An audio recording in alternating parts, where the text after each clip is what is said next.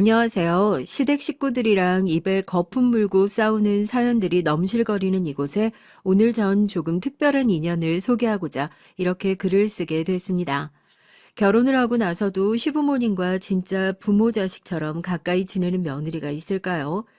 말로는 내 딸처럼 생각해서 그러는 거다, 자식 같아서 그러는 거다 하시지만 왜 팔은 안으로 굽는 법이라고 결국 중요한 순간엔 자식을 먼저 생각하는 것이 그게 실자 붙은 집안의 숙명과도 같은 모습이잖아요. 그런데 저희 시부모님께선 제가 시집을 오고 나서 거의 50년이 가까운 세월 동안 자식 같아서 딸 같아서라는 그 말이 사실이라는 것을 증명해 오신 분들입니다.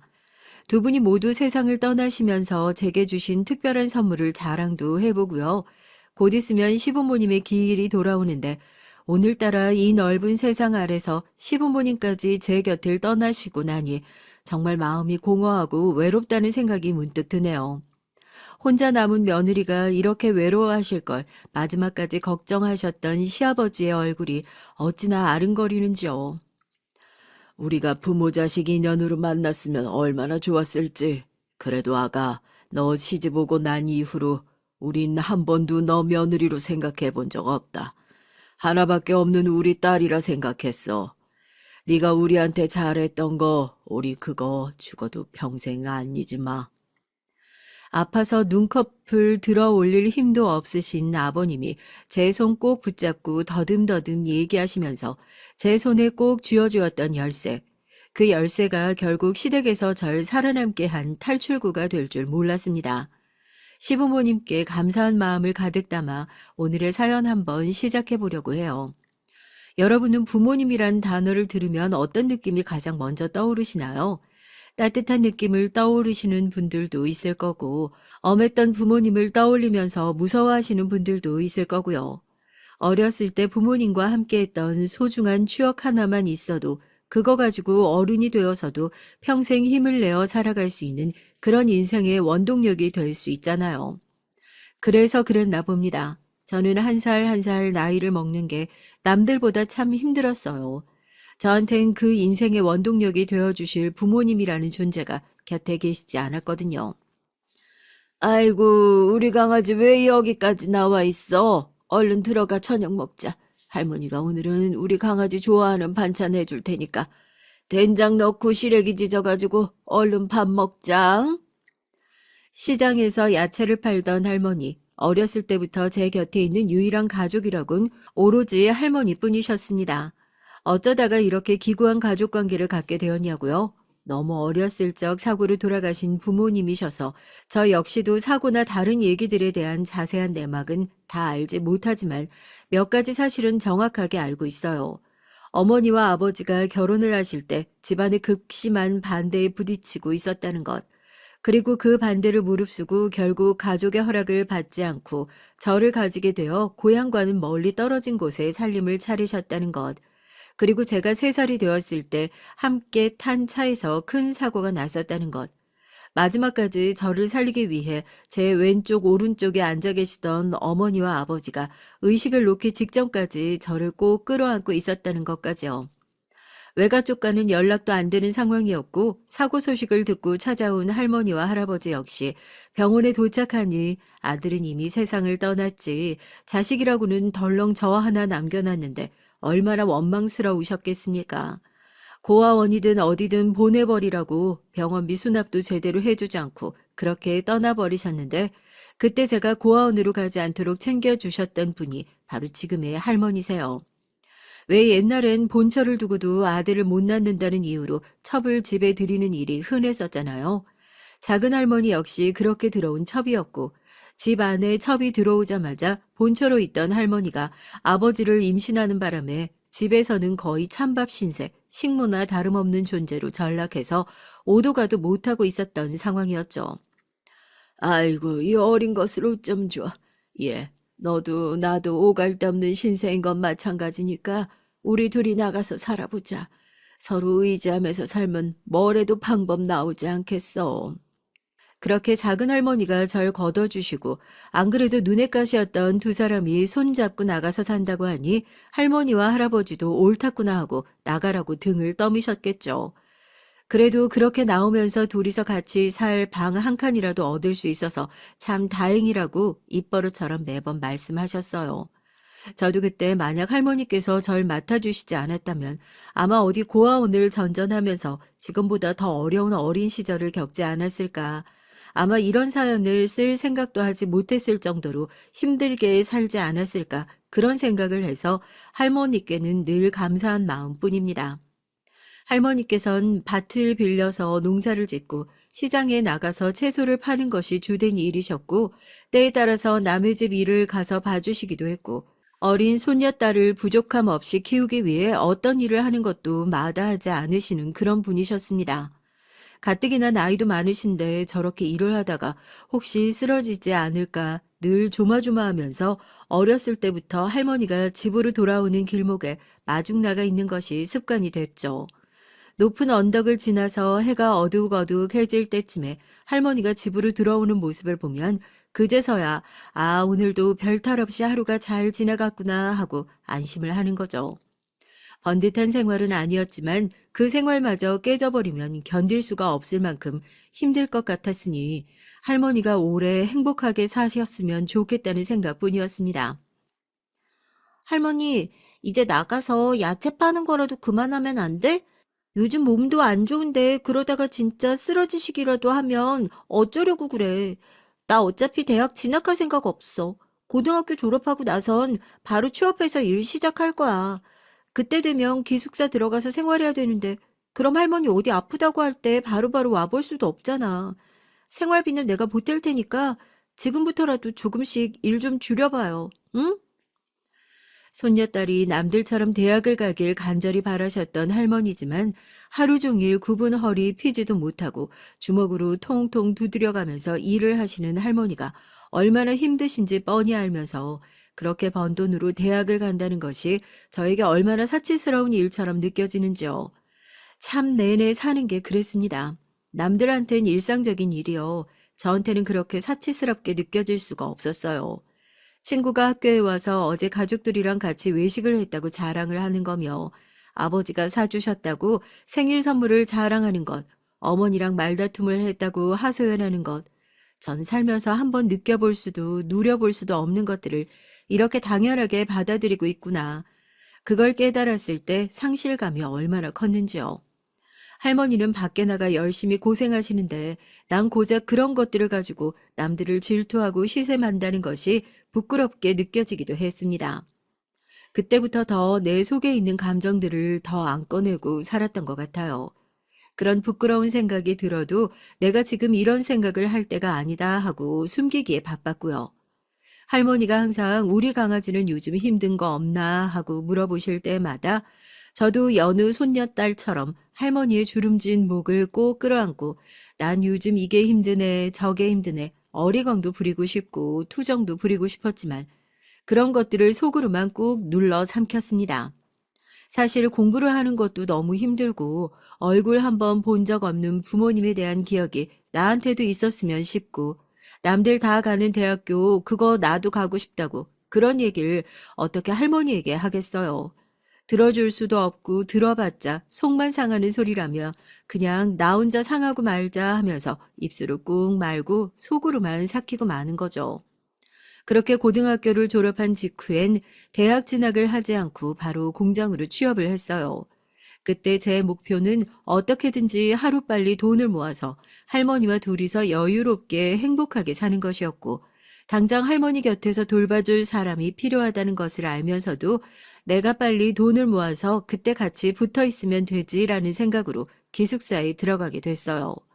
어떻게든지 숙식에 들어가는 돈을 아껴서 그걸 생활비에 한 푼이라도 더 보태는 것이 도움이 되겠거니 했으니까요. 할머니 미안해. 나 이번 주말에 못 갈 것 같은데 어떡하지?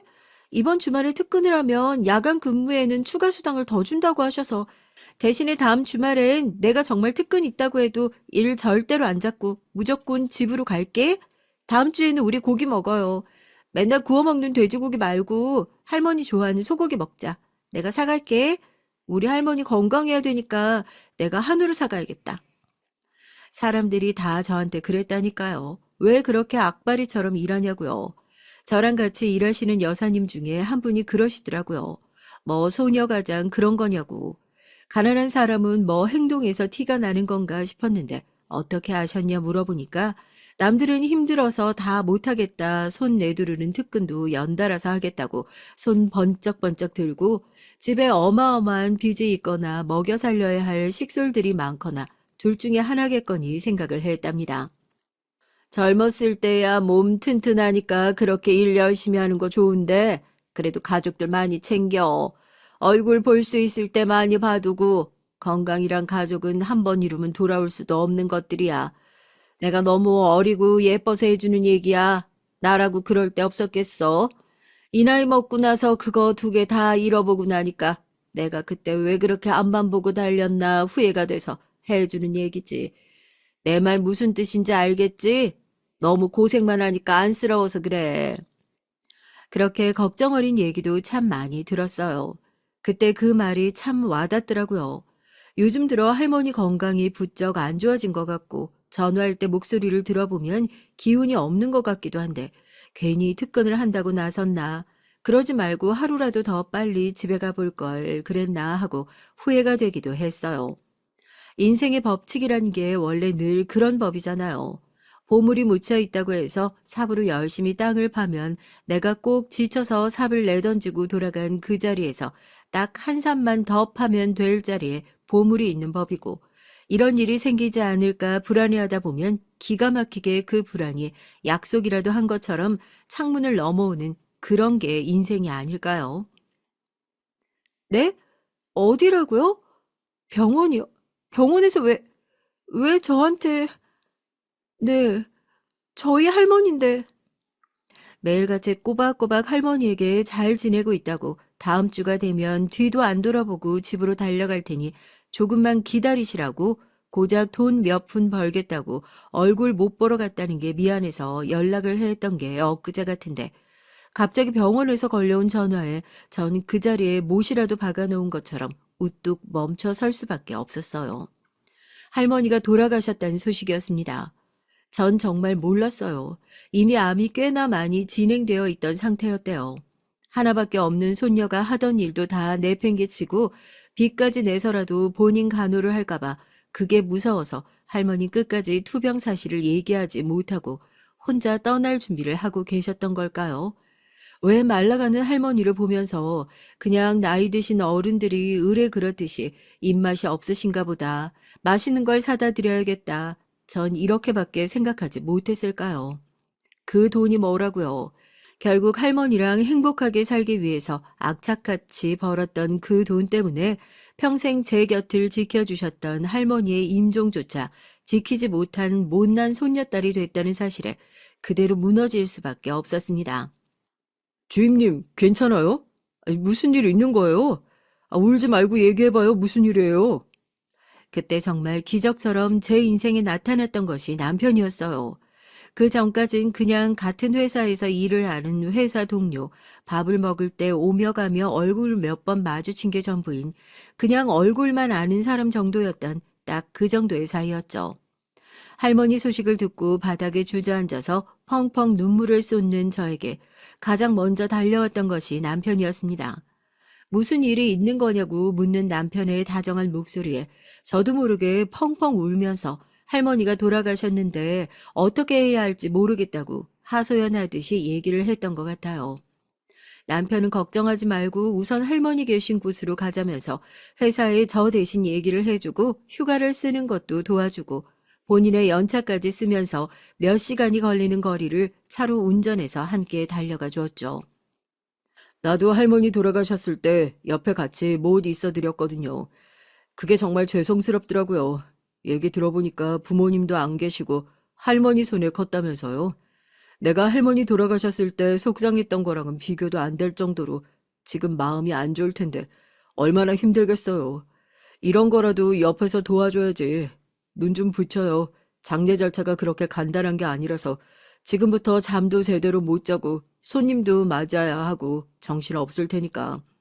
마음 편하게 잘 수 있는 게 지금밖에 없을지도 몰라요. 억지로라도 눈 좀 감고 좀 자도요. 자기가 입고 있던 자켓을 벗어서 조수석에 있는 제가 추울까 따뜻하게 덮어주고 눈을 붙이라고 얘기해주던 남자. 차에 챙겨놓았던 정장을 갈아입고 편의점에서 헐레벌떡 검은색 양말을 사가지고 와서 신고 어떻게 해야 할지 장례 절차도 제대로 몰라 우물쭈물하고 있던 저를 대신해서 앞에 나서 할머니의 마지막을 제대로 보내주었던 사람.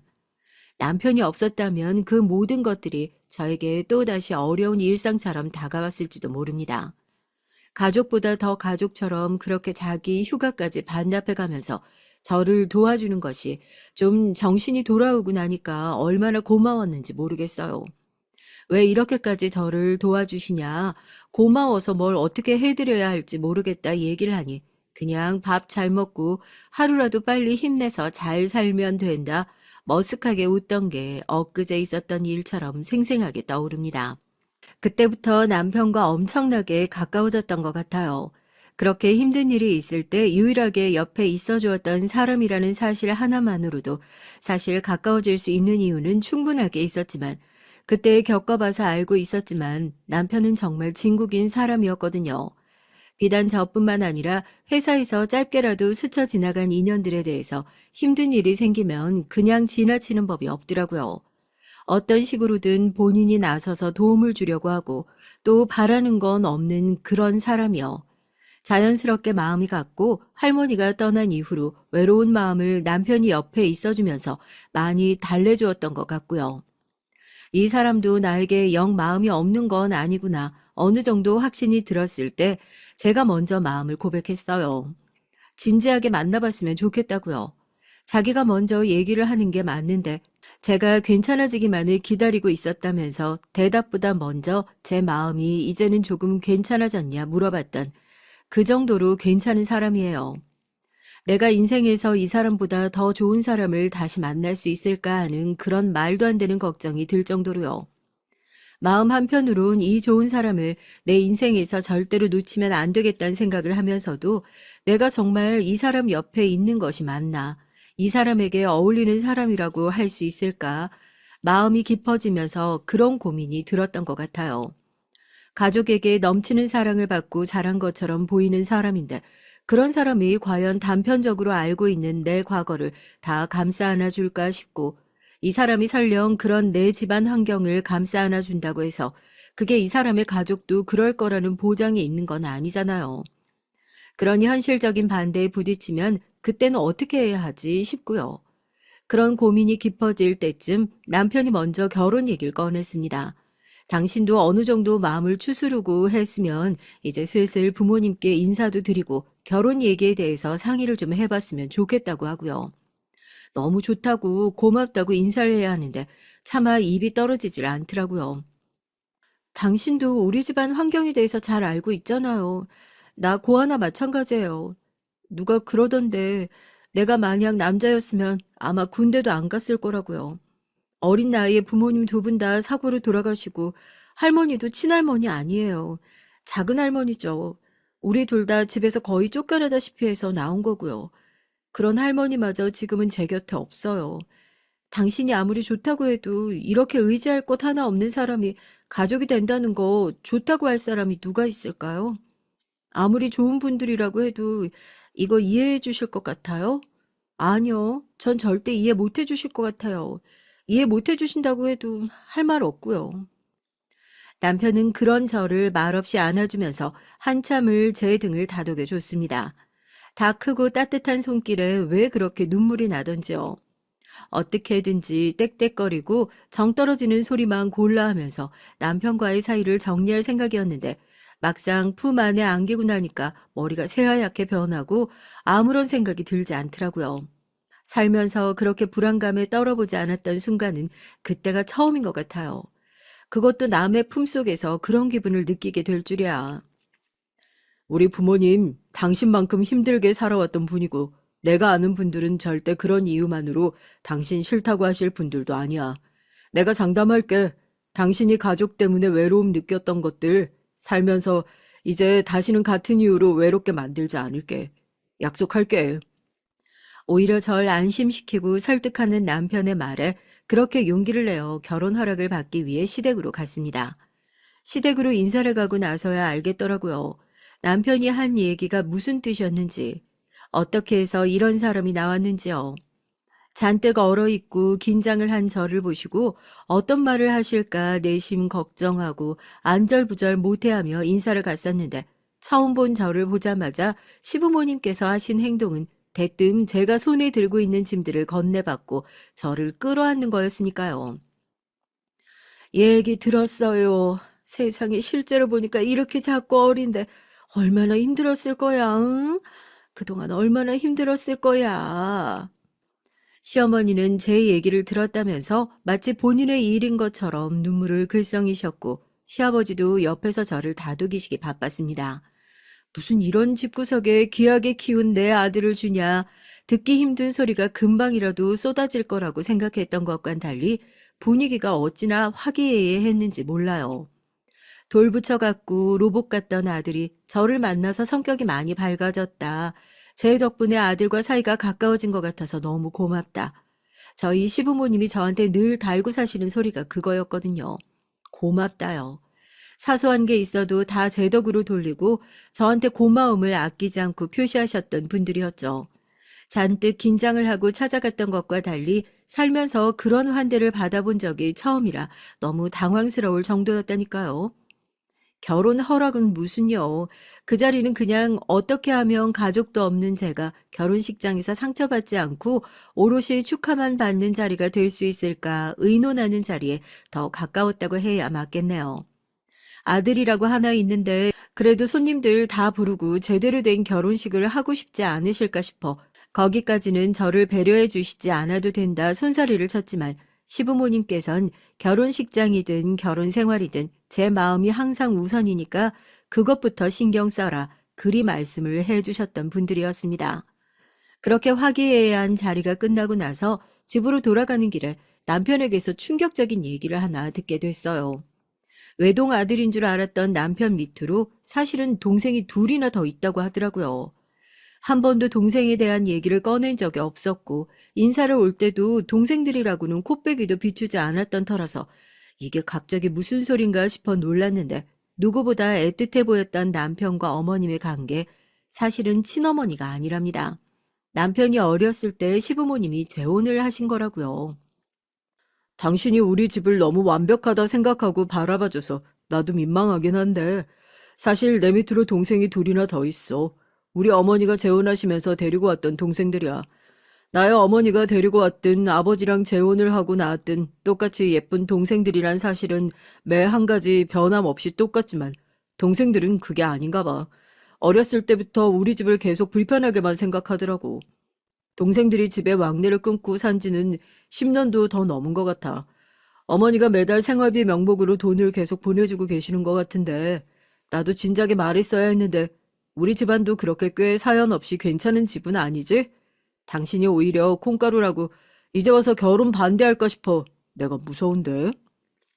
까봐서 사연 하나 없는 집 없다고 완벽해 보이기만 했던 남편 집에도 그런 말하지 못할 사정이 있었구나 싶어서 퍽 놀라긴 했습니다만 그게 어디 결혼을 하는데 큰 지장을 줄 정도로 실망할 거리나 됐겠어요. 이미 인사를 다녀오면서 저에게 보여주시는 한도 없는 사랑을 제 눈으로 목격했는데요. 아니다, 다들 사정이 있어 그렇게 사는 거 아니겠냐 얘기를 하고 그때는 대수롭지 않게 넘겼습니다.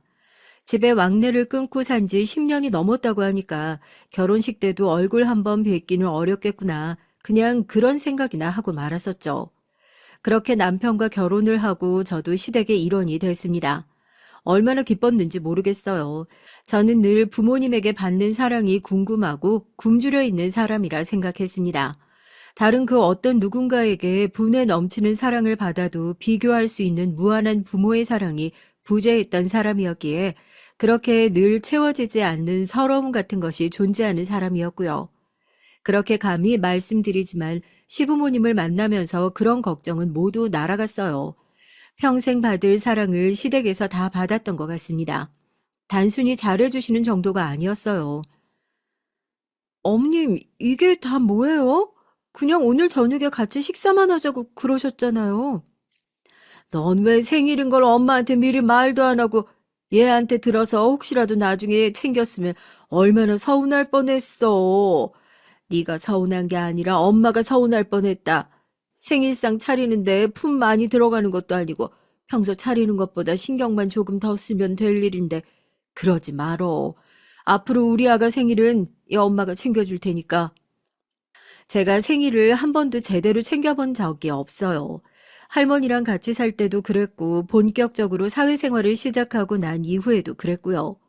누구한테 챙김을 받고 내가 챙겨주고 하는 것들이 익숙하지 않았거든요. 그 생일이 뭐라고 사람들이 그렇게 다 같이 모여서 축하를 하고 축하를 받고 하나 싶기도 했고요. 그래서 시댁에다가도 딱히 생일이 언제다 이렇게 말을 하지 않았던 겁니다. 남편이랑 만나면서도 생일 땐 그냥 같이 저녁에 한 끼 맛있는 식당 가서 밥이나 먹고 말자 하는 식이었죠. 그런데 제가 결혼 후에 맞이하는 첫 생일, 시부모님께선 절 시댁으로 부르셔서 그야말로 상이 부러질 것 같은 진수성찬을 차려주고 왜 미리 말을 하지 않았냐면서 남편한테 얘기를 듣고 알았다고 서운할 뻔했다며 밉지 않게 타박을 하시더라고요. 그래도 결혼하고 나서 처음 맞는 생일이잖아. 당신 항상 생일 조용히 챙기고 지나가야 하는 거 알고 있지만 그래도 가족들이 이렇게 다 같이 모여서 축하해주면 더 좋지 않을까 싶어서 물어보지도 않고 내가 어머니한테 좀 도와달라고 그랬네. 당신 울어? 생일상 앞에 차려두고 시부모님 앞에서 창피한 줄도 모르고 엉엉 울었어요. 너무 감사해서요. 할머니 돌아가시고 난 이후에 전 다시는 따뜻한 가족의 온기 같은 거 못 느끼고 살 줄 알았는데 이렇게 좋은 사람들을 만나기 위해서 난 가족이 빨리 안 생기고 그렇게 돌아왔나 보다. 그런 생각을 하면서 위안을 삼을 수 있었죠. 생일상 앞에 두고 온 가족 눈물바다였네요. 남편이랑 결혼 생활 거의 10년 가까이 했습니다. 애 하나가 없는 이유는 뭐 제 탓이에요. 당연히 아이야 너무 갖고 싶었죠. 결혼을 하고 나서 생활이 많이 안정되기도 했고 주변에 그렇게 좋은 가족들이 있는데 제 가족 갖고 싶다는 생각 왜 안 했겠습니까? 그러나 임신은 노력한다고 되는 영역이 아니더라고요. 열심히 노력은 해봤지만 아이는 번번이 찾아오지 않았고 병원에서 나이나 종합적인 건강 상태 등을 고려해 봤을 때 불임 치료는 중단하는 것이 어떠냐는 사형 선고 같은 얘기까지 전해 듣게 됐어요. 애를 가지지 못해서 가장 힘든 건 저 자신이었는데 그 노력을 하면서 저도 가족들한테 이거 보세요. 제가 그래도 이렇게 노력은 하고 있어요 하고 핑계라도 댈 수 있었던 것 같은데 그마저도 사라져버린 기분이더라고요. 그래서 더 우울했던 것 같아요. 이제 대체 시부모님을 무슨 낯으로 보나 하고요. 한 번도 공주같이 살아본 적도 없고 공주 대접도 받아본 적 없는데 시댁만 가면 늘 우리 공주 소리를 달고 사셨던 시부모님. 이제 임신도 못한다, 노력도 못해본다. 무서워서 입도 안 떨어지는데 시아버지께서 먼저 따뜻하게 제 손을 잡아주시면서 그러시더군요. 그 정도 노력했는데 안 되는 거면 포기해도 괜찮다 하고요. 그제서야 시부모님의 사랑이 눈에 들어오더군요. 이렇게 매번 병원에 다녀올 때마다 하나밖에 없는 며느리 몸 상하지는 않을까 곰국을 끓여 놓는 그의 애틋함이 제 마음 상할까 싶어 누구 하나 편하게 말 꺼내지 못하는 그 따뜻한 마음이요. 매번 시댁에는 그렇게 받기만 했던 사람인 것 같습니다. 남편 역시 애 없는 게 무슨 대수냐. 당신은 나 하나 키우는 것만으로도 힘들지 않냐 하면서 너스레를 떨었고요. 제가 살면서 대체 무슨 복이 있어서 이렇게 좋은 가족들을 만날 수 있었던 건지 매번 신에게 감사하다고 기도만 드렸습니다.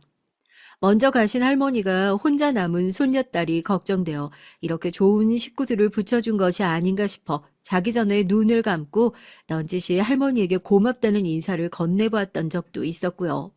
그런데 그렇게 좋은 사람일수록 일찍 데려간다는 말이 사실인가 봅니다. 부모님 두 분을 모두 차사고로 잃어버린 전 차에 대한 은근한 트라우마가 있어요. 혹시라도 사고로 또 가족을 잃게 되지 않을까. 말도 안 되는 걱정일 수 있지만 늘 그게 무서웠던 것 같아요. 남편이 괜히 먼 거리를 운전해야 할 일이 있으면 그날은 하루 종일 일이 손에 잡히지도 않고 집에서 전전긍긍하고 있었던 날도 많았고요. 무사히 들어온 것을 보고 나서야 겨우 한숨을 돌렸고 똑같은 사고로 가족을 잃고 싶지 않다고 그렇게 생각했는데 운명은 왜 그리도 가혹한지요. 아이고, 아가, 어쩌면 좋냐? 응? 어쩌면 좋아. 아직도 이렇게 젊고 창창한데 혼자 놔두고 가버리면 어쩌자고, 이 무심한 놈아. 아휴, 어쩌면 좋아요, 정말로. 남편과 함께한 결혼 생활은 더도 말고 덜도 말고 딱 10년이었습니다. 남들은 한 사람이랑 30년, 40년을 어떻게 사냐고 그게 걱정이라고 하던데 전 이 사람이랑 함께 늙어가는 미래를 상상하면서 그렇게 행복해 했었는데 이렇게 갑작스럽게 예고도 없이 떠나버리는 건 정말 말이 안 되잖아요. 이러면 제가 너무 억울해 버리는 것 같잖아요. 저 혼자 남겨두고 이렇게 가버리면 대체 어쩌자고요. 차 사고였습니다. 정말 팔자란 게 있나 봐요. 소중한 사람들이 벌써 몇 명이나 이렇게 차 사고로 떠나버렸으니까 남편의 사고가 꼭 제 탓인가 싶기도 하더라고요. 나랑 안 만났으면, 나랑 결혼을 안 했으면 그런 남편이 이렇게 끔찍한 사고를 당할 일도 없지 않았을까 하고요. 남편이 떠나고 난 이후에 한동안 회사에 출근도 못하고 멀쩡히 일상생활을 할 수 없을 정도로 제 인생이 망가졌던 시간이 있었습니다. 한 1년 동안은 남편이 없어도 있는 것처럼 그렇게 시댁 들락날락하면서 행동했던 것 같아요. 함께 남편의 기일을 챙기고 시부모님의 생신을 챙기고 그렇게라도 해야 제 죄를 다 갚을 수 있다는 생각이 들어서 막연하게 했던 행동들이었죠. 시부모님 눈엔 남편이 먼저 세상을 떠났는데도 죄책감에 시댁을 떠나지 못하는 착하고 안쓰러운 며느리로 보였던 모양입니다. 남편의 두 번째 기일을 챙기는데 시부모님이 그러세요. 이쯤 하면 너도 됐다 하고요. 무슨 소리인가 했더니 시댁 생각하지 말고 이제 너도 다른 좋은 사람 만나서 새로운 가정 꾸렸으면 좋겠다. 그렇게 말씀하시더라고요. 저한텐 청천벽력 같은 소리죠. 나이도 젊고 이혼도 아니고 사별은 흠도 아니라고. 그러니까 더 좋은 사람 만날 수 있을 거다. 시부모님은 나름대로 절 배려해 주시기 위해 했던 말씀이었지만 저에겐 그렇게 달가운 얘기가 아니었어요. 어머님, 아버님, 저 이 사람 떠나 보내놓고 그거 붙들고 있자고 여기 계속 있는 거 아니에요. 어머님, 아버님마저 저한테 나가라고 그러시면 저 이제 진짜 돌아갈 가족이 없어요. 두 분이 지금 저한테 남아있는 유일한 가족인데 제가 어딜 가요. 그러니까 저한테 다시는 나가라는 말씀 하시지 마세요. 저 그냥 여기 있게 해주세요. 그냥 이렇게 살게 좀 해주세요. 시부모님이랑 셋이 서로 끌어안고 펑펑 울었습니다. 저 그냥 여기서 이렇게 가족 흉내 내면서 앞으로도 계속 같이 살게 좀 해달라고 비는 제 모습이 그렇게 안쓰러우셨나 봐요. 네가 우리 가족이 아니면 뭐냐면서 평소에도 우리 딸 하고 부르시면서 거의 딸처럼 대해주시긴 했지만 그때부터는 정말로 시부모님과 며느리의 관계가 아니라 부모와 딸의 사이처럼 지냈던 것 같습니다. 제가 먼저 나서서 시댁에 들어와서 살겠다 얘기를 했지만 노인네들 시중 들기 위해서 일부러 들어오는 그런 미련한 짓은 하지 말라고 하도 뜯어 말리시는 통에 집에서 함께 지내진 않았지만요. 이제는 남편이랑 함께한 세월보다 시부모님과 함께 지낸 세월이 몇 배는 더 길어질 만큼 그렇게 정이 쌓였습니다. 40년이에요. 제가 시부모님을 모셨던 세월이요. 말이 좋아 40년이지 그 시간에 좋은 일만 있었겠어요. 당연히 힘든 일도 있었죠. 시부모님 나이 들어가면서 여기저기 아프기 시작하시고 몇 해 전에 시어머니 암 진단 받으시면서 병원에 들어가 누우신 이후로는 남아있는 가족들도 참 힘든 시간 보냈습니다. 저 다니던 직장도 다 관두고 시어머니 병간호하겠다고 남손에 우리 어머니 못 맡긴다고 그렇게 병원에 24시간 상주하면서 어머님 병간호를 했었어요. 이제 살 날도 얼마 안 남았다고 그러는데 뭐하러 여기 매일같이 와서 사서 고생해. 너도 이제 나 떠나보낼 연습을 슬슬 해야지. 나는 괜찮은데 나 떠나고 나면 너희 아버지 좀 잘 좀 챙겨드려라. 평생 뭐 일만 하고 자기 손으로 해본 적이 없는 사람이라 나 가고 나면 너희 아버지 굶어 죽을까 싶어 그게 제일 걱정이다. 그리고 우리 승민이 혹시라도 연락 닿으면 괜히 나 아프다는 소리 말고 그냥 잘 지내는지만 봐다오. 어머님, 그런 말씀 마세요. 제가 어머님 좋자고 매일 병원에서 붙어 있는 줄 아세요? 제가 그렇게 착한 며느리인 줄 아세요? 다 저 마음 편하자고 이러고 있는 거예요. 병간호도 제대로 못했는데 어느 날 훌쩍 가버리시면 제 마음에 응어리 남을까봐 그래서 그러는 거예요. 몇 번을 그랬었는데요. 이제 똑같이 바보 같은 짓은 절대 안 해요. 아버님은 걱정 마세요. 어머님보다 제가 몇 배는 더 잘 챙겨드릴게요. 그런 걱정 하시지 말고 지금은 어떻게든 조금이라도 더 나아질 생각만 하세요. 아셨죠? 아파서 병실에 누워있는 시어머니 입에서 처음으로 아가씨와 서방님의 이름을 듣게 됐습니다. 어머님이 두 분을 찾으셨을 때 속으로 그랬거든요. 자기 형 장례식에도 코빼기조차 비추지 않았던 파렴치한들인데 그 인간들이 어머님 아프다고 와보기나 하겠냐고요. 그 소리가 목구멍으로 튀어나올 것 같았지만 꾹 참았습니다. 왜 남편에게 배다른 동생이 둘이나 있다고 했었잖아요. 결혼 생활하면서 얼굴 한번 제대로 본 적이 없었지만 그래도 식구니까 큰일이 있을 때 한 번은 보지 않을까 했었는데 남편 장례식에서조차 와보지 않는 모습을 보고 그 사람들은 이제 이 집 식구이길 포기한 거구나 그리 생각을 했었어요. 그래도 어머님은 자기 배 아파 낳은 자식이니 삶의 끝자락에서 당연히 자식들이 보고 싶으셨겠죠. 이해 못할 일은 아니었습니다. 평생 그렇게 외사랑을 해야 하는 어머니의 처지가 안쓰럽게 느껴지긴 했지만요. 어머님이 암 판정 받았을 당시 예후가 그렇게 좋지 않았던 상황이었고 가족들 어느 정도 다 예상했던 상황이기도 했지만 투병 생활을 그렇게 길게 하시지 못하시고 결국 세상을 뜨셨어요. 저도 참 세월이란 게 무섭더라고요. 젊었을 땐 주변에 있는 사람 한 명 한 명 떠날 때마다 가슴을 난도질하는 것처럼 속이 상하고 미어지는 것 같았는데 이미 찢길 대로 찢겨서 너덜해진 건지 아니면 오랜 세월을 거치면서 워낙 험한 일들을 많이 당하면서 저 역시도 단단해진 건지 뭐가 됐던 건진 몰라도 예전보다는 조금 더 단단히 남은 가족의 곁을 지킬 수 있었습니다. 아버님이 걱정이었죠. 평생 어머니밖에 모르고 사시던 분이었고 이제 식구라곤 아버님이랑 저랑 달랑 둘밖에 남아있지 않았으니까 이제는 슬슬 아버님 건강도 생각하고 이것저것 생각을 했을 때 집으로 모셔서 내가 돌봐야겠다 그렇게 생각했습니다. 생각지도 못했던 불청객이 나타나기 전까진 말이에요. 결혼했단 얘긴 들었는데 얼굴은 처음 보네요. 반가워요. 어머님의 장례식장에 뜬금없이 찾아온 시누이와 시동생이었습니다. 아버님께서도 얼굴을 보는 건 거의 몇십 년 만이라 하시더군요. 남편 장례식 때도 안 왔던 사람들이었는데 그래도 자기 어머니 돌아가셨으니까 빈소를 지키러 오긴 오는구나. 인성이 바닥이 난 사람들인 줄 알았는데 그렇게 파렴치한은 아니구나. 처음에 그렇게 생각했어요. 아버지 이제 혼자 됐으니까 저희가 모시려고요. 아버지 그게 맞는 것 같아요. 며느리라고 해봤자 피 한 방울 안 섞인 남남이고 하긴 뭐 그렇게 따지면 저희도 피 한 방울 안 섞인 남남이나 다름없긴 한데 그래도 밖에서 사람들이 볼 때 모양새가 남편 죽어서 없는 며느리가 혼자 남아서 시아버지 부양하고 있는 것보다 자식들이 들어와서 아버지 부양하고 있는 게 훨씬 더 낫지 않겠어요? 새언니, 참 오빠도 죽었는데 새언니란 호칭도 그렇긴 한데 저희 말 무슨 뜻인지 알겠죠? 앞으로 아버진 저희가 모실 테니까 신경 끄시라고요. 처음엔 황당하더라고요. 그동안 제가 어머님을 모셨던 세월은요. 아버님과 가족같이 지냈던 세월은요. 자식이라는 이유로 나타나서 제가 함께했던 그 모든 세월을 부정해버리고 지워버리는 느낌이 들었습니다. 정작 집에서 부모님이 필요할 때 콧배기도 내비추지 않았던 자식이 말이에요.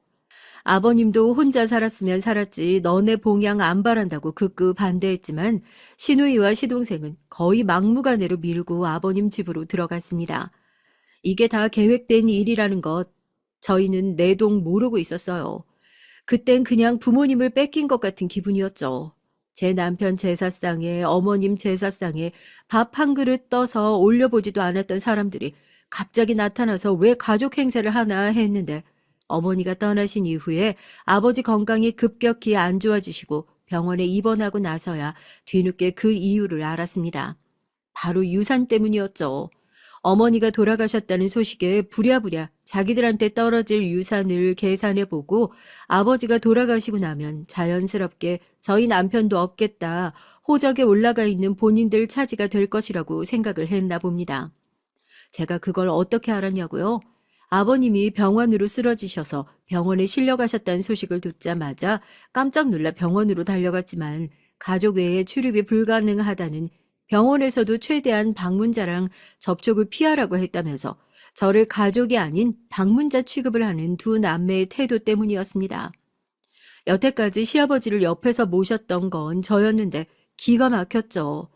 넌 그래봤자 며느리지 않냐 하고 선을 긋는 것 같아서요. 아가씨, 서방님, 이런 말씀까진 안 드리려고 했는데 아버님 모셨어도 제가 더 오래 모셨어요. 누가 더 오래 모셨나 이 자리에서 따져 묻고 잘잘못 따지자는 게 아니라 최소한 사람으로서 양심이 있다면 병문안 가려는 사람 앞을 이렇게 막아서면 안 되는 거 아니에요? 처음으로 살면서 누군가에게 그렇게 크게 화를 내봤네요. 아가씨랑 서방님이 이렇게 막아서면 내가 진짜 사람 불러서라도 이거 뚫고 들어갈 거다 하고 눈에 쌍심지를 켜니까 허튼 소리 하지 말고 적당히 얼굴이나 보고 돌아가라면서 으름장을 놓더군요. 그렇게 아버님을 뵈러 들어갔습니다. 안 본 사이에 살이 얼마나 내렸는지 병원 침대에 누워있는 모습만 봐도 눈물이 왈칵하고 솟아오르는 것 같더라고요. 아이고 우리 딸, 다른 건 다 괜찮은데 우리 딸 놓고 갈 생각에 내가 편히 눈을 못 감겠다. 나까지 가버리면 우리 딸은 정말로 외로워서 어떻게 살지. 내가 끝까지 옆에 있어줘야 하는데 우리 딸 미안해서 어쩌면 좋냐. 끝까지 우리 딸 하시던 아버님은 제 손을 조용히 잡아주시더니 저에게 열쇠 하나를 건네셨습니다. 손에 잡힌 딱딱한 열쇠를 보고 이게 뭐냐 물으니 시아버지께선 다른 사람에게 절대 말하지 말고 혹시라도 본인이 잘못되면 집안에 있는 금고를 꼭 그 열쇠로 열어봐라 말씀을 해주셨어요. 특별히 저한테 남기실 게 뭐가 있다고 이런 걸 다 주셨을까. 그때는 열쇠를 받아놓고도 아무런 생각 없이 집에 놔두고 잊고 있었죠. 아버님께서 투병 생활을 하시는 1년 6개월 동안 제가 아버님 병문안에 가서 얼굴을 볼 수 있었던 횟수를 한 손으로 꼽을 수 있을 정도입니다. 시누이와 시동생은 오만 가지 핑계를 대면서 지금은 몸이 불편하셔서 안 된다. 직계 가족 외에는 병문안이 안 된다고만 한다. 같은 말도 안 되는 소리를 하면서 제가 아버지와 만나는 것을 최대한 막는 눈치였습니다. 그놈의 유산이고 뭐고 하나도 욕심 안 나니까 그냥 지금 상태가 괜찮으신지 어디 불편하신 곳은 없으신지 속 시원하게 물어볼 수라도 있게 해줘라 얘기를 하고 싶었지만 그 말을 할 기회조차 없이 아버님이 그렇게 떠나버리셨네요. 어머님 가실 땐 그래도 옆에서 임종까지 지킬 수나 있어서 마음속에 한이 안 남았는데 아버님 가실 땐 어떻게든 저를 가족이라는 구성원 내에서 퍼내버리고 싶어하는 사람들과 함께 있다 보니 애틋한 마음만 더 커져 있던 상황이었습니다. 아버님 장례식장에서 바닥을 치면서 목 놓아 우는 저를 보고 다들 안타까운 마음에 혀를 끌끌 차셨죠. 아이고, 처진 며느리 40년 가까이 모셨는데 자식이라고 어디서 뭘 하고 있다 이제 와가지고는 임종도 못 지키게 했던 모양이야. 아, 왜 알잖아. 며느리를 딸처럼 그렇게 예뻐했다고. 그러니까 속이 안 상하고 배기겠냐고. 아유, 나 같아도 저렇게 한이 서리지, 한이 서려. 주변 사람들도 다 아는 거, 시누이랑 시동생만 모르고 있는 것 같더군요. 두 사람은 아버님이 세상을 떠나시고 난 뒤에 본격적으로 본색을 드러내는 듯 했습니다. 장례가 끝나자마자 저는 본가에 들어가서 아버님이 생전에 사용하시던 물건들, 저한테 당부하셨던 것들, 아끼는 것들을 정리하겠다고 얘기를 했고 시누이는 펄쩍 뛰면서 이제 우리 집이랑 인연도 끊긴 사람이 왜 함부로 우리 집에 들어오려고 하냐 길길이 날뛰면서 화를 내더라고요. 아버님께서 저한테 생전에 부탁하신 것도 있고 집에 가서 정리할 것도 있다는데 뭘 그러세요? 제가 그 집에서 뭐라도 가져갈까 봐 그래요? 그게 정 불안하면 같이 가서 보면 되겠네요.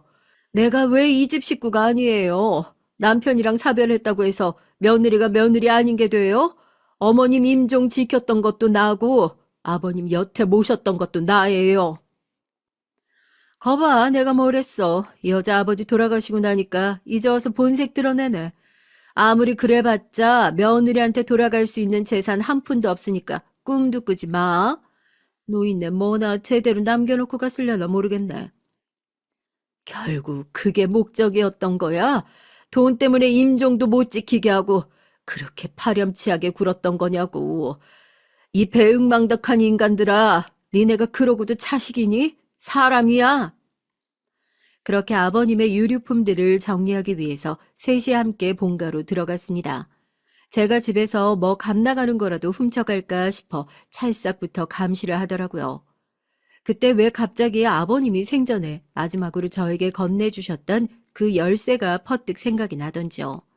이건 뭐에 쓰는 금고냐고 열쇠도 없다고 낑낑거리고 있는 시동생을 보면서 저게 아버님이 말씀하셨던 그 금고구나 싶어 얼른 집으로 가서 열쇠를 가지고 돌아왔습니다.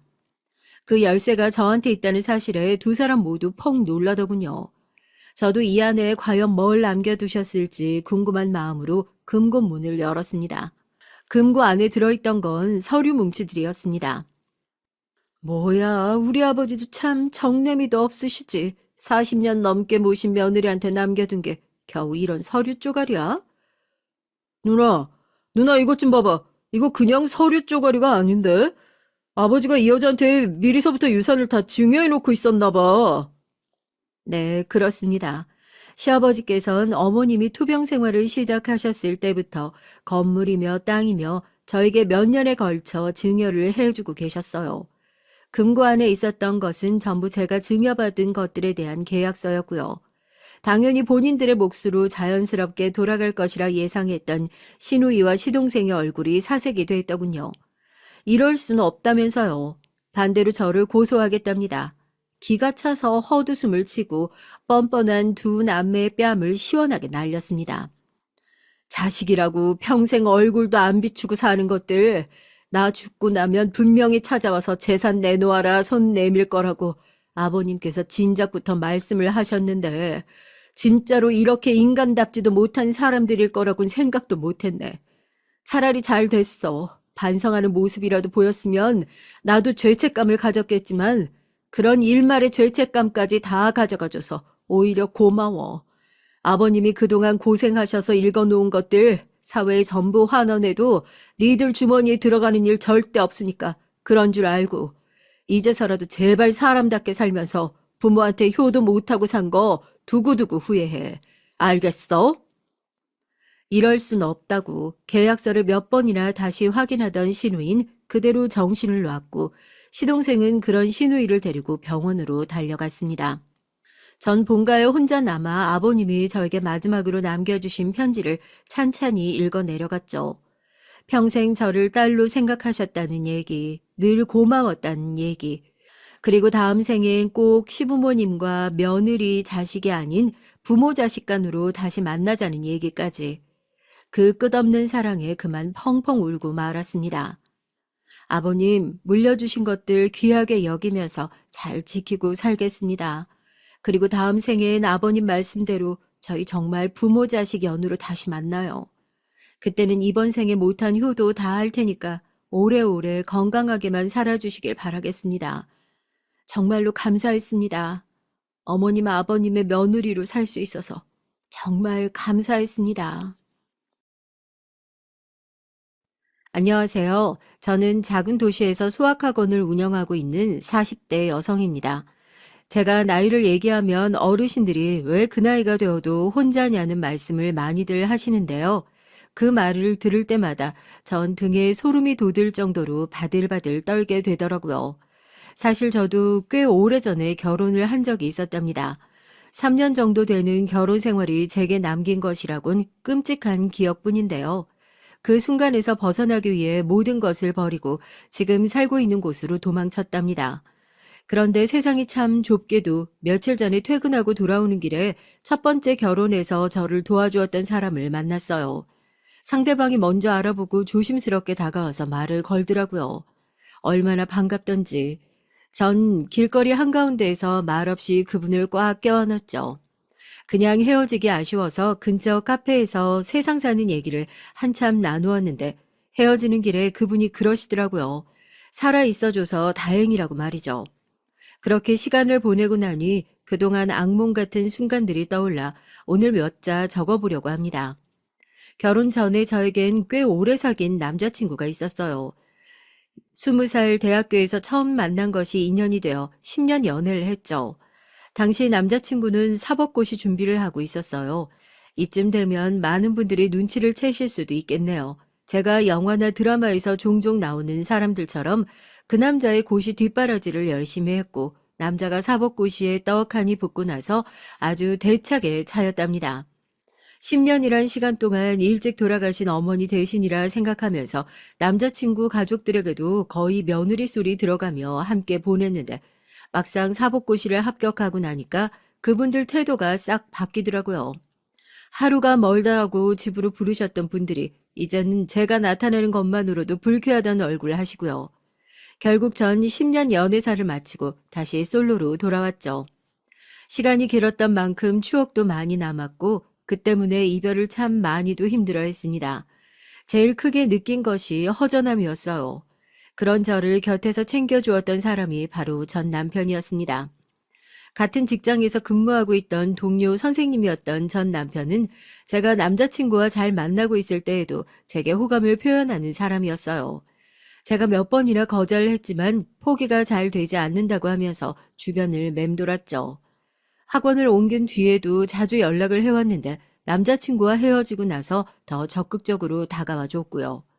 학원 마치는 시간에 맞춰서 데리러 온다거나 자신도 시험 기간에 신경 쓸 일들로 머리가 아플 텐데 제 기분 풀어주겠다고 주말에 근교로 드라이브를 나가자고 권해주기도 하고요.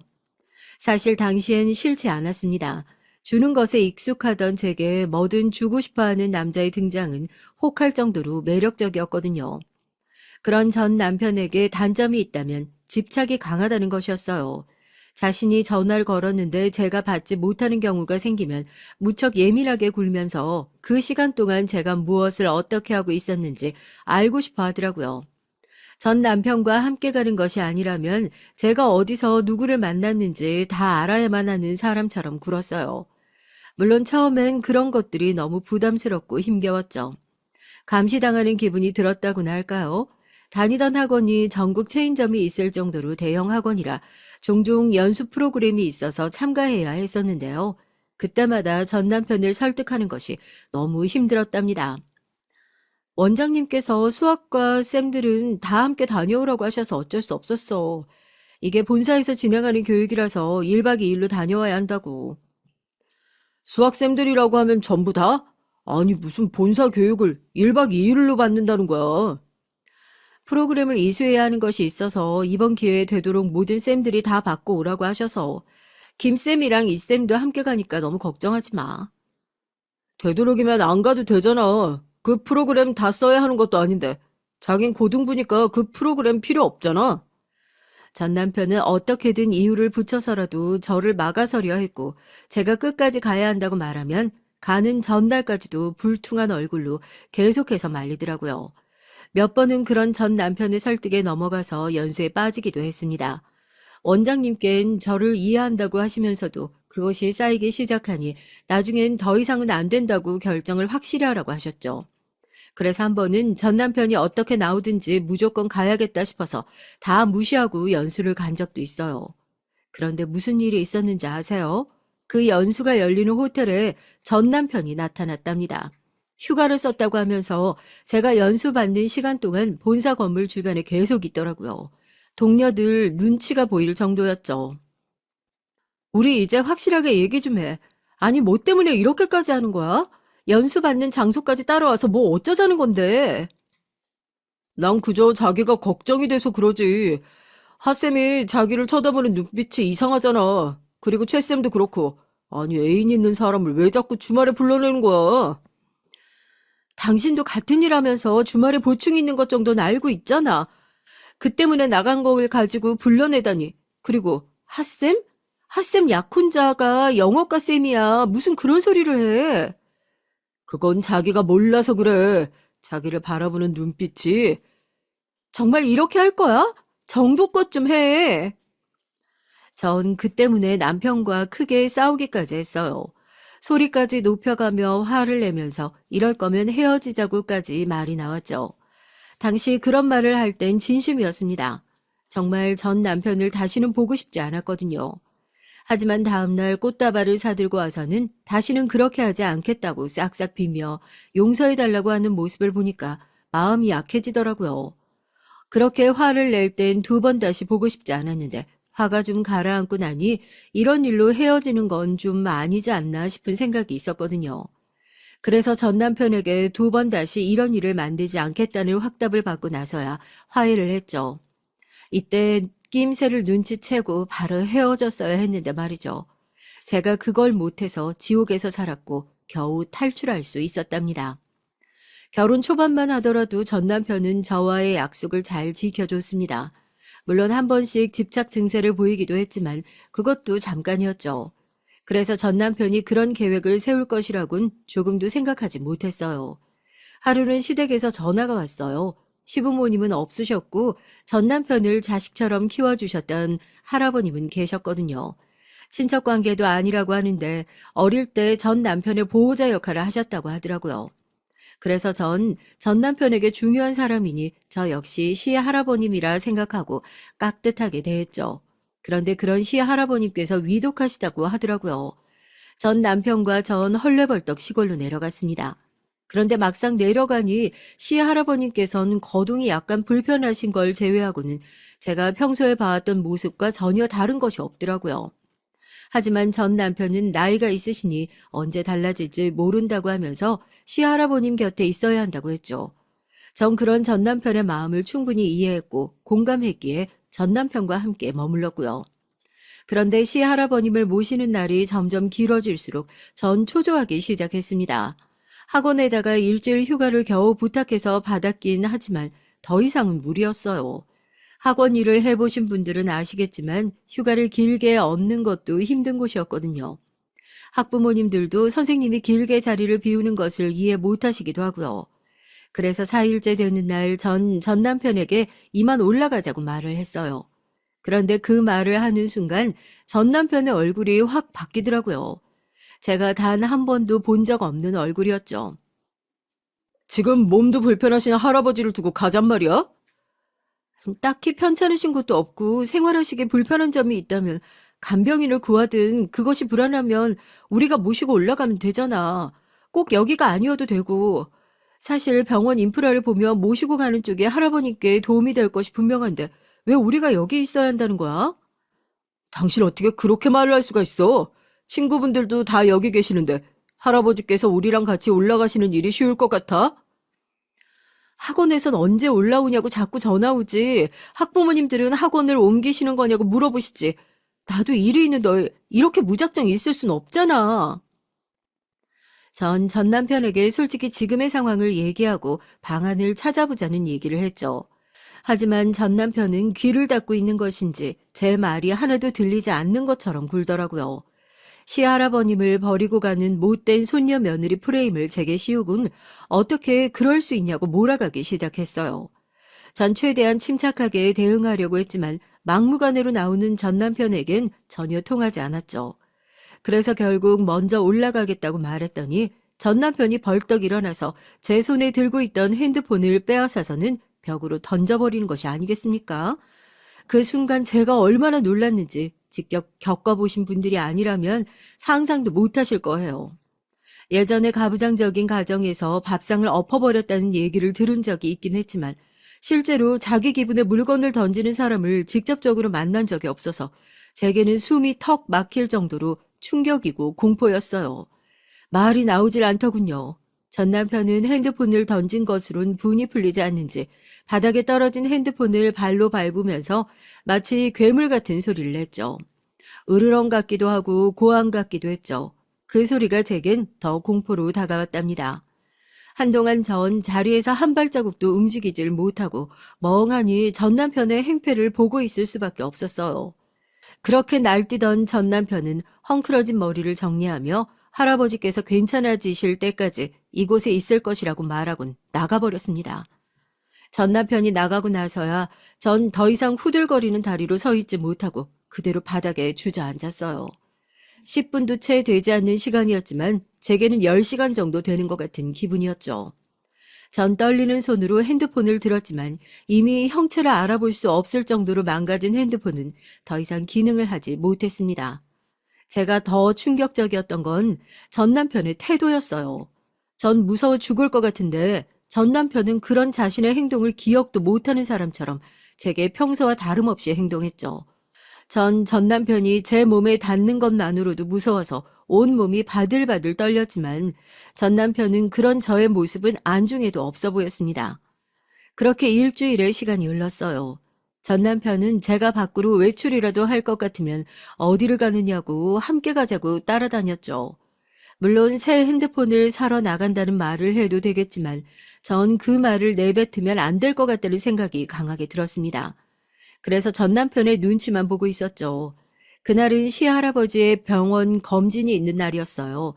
평소라면 전 남편이 모시고 갈 텐데 그날따라 자신이 다녀올 곳이 있으니 저더러 모시고 다녀오라고 하더군요. 전 시할아버님과 함께 병원에 갔다가 근처 대리점으로 가선 바로 새 핸드폰을 개통했어요. 이전에 쓰던 번호와는 아예 다른 것으로 말이죠. 그리고는 학원 번호를 검색해서 연락을 했죠. 원장님께선 걱정스러운 목소리로 아픈 곳은 괜찮냐고 묻더군요. 전 이게 무슨 소린가 당황스러워서 제대로 대답을 못했습니다. 남편이 와서는 자기 건강이 너무 나빠져서 시골에 내려가 요양을 좀 해야 된다고 방금 왔다 갔어. 자기 짐 다 챙겨서 말이야. 내가 지난주 자기 아프다는 소리 듣고 얼마나 놀랬는지 알아? 아프면 말을 했어야지. 난 그것도 모르고 휴가를 너무 길게 쓰는 거 아니냐고 괜히 눈치 줬잖아. 미안해. 남편이 제 짐을 챙겨갔다고요? 언제요? 어머, 자기 몰랐어? 10분 전인가? 자기 짐 싹 다 챙겨서 갔어. 전 남편의 이런 무개념적인 행동에 화가 치밀어 올랐습니다. 분명 저를 존중해달라고 결혼 전부터 그렇게 얘기를 했는데 이렇게 나온다는 것이 용납되지 않았죠.